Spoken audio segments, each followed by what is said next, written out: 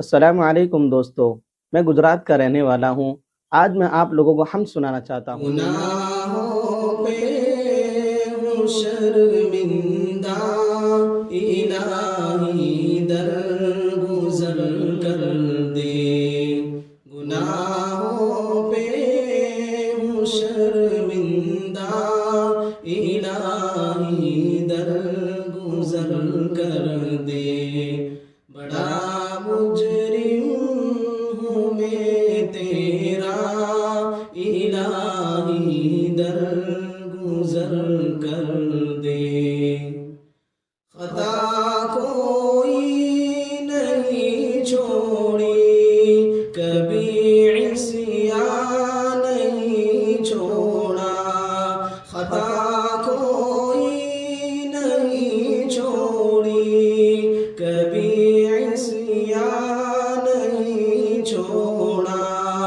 बस अब करता हूँ मैं तौबा, इलाही दरगुज़र कर दे। गुनाहों पे हूँ शर्मिंदा, इलाही दरगुज़र कर दे। खिलौना हाथ का अपने बना रखा है शैतान ने। खिलौना हाथ का अपने बना रखा है शैतान ने।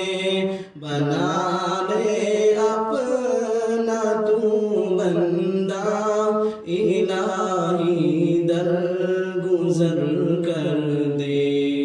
गुनाहों पे हूँ शर्मिंदा, इलाही दरगुज़र कर दे।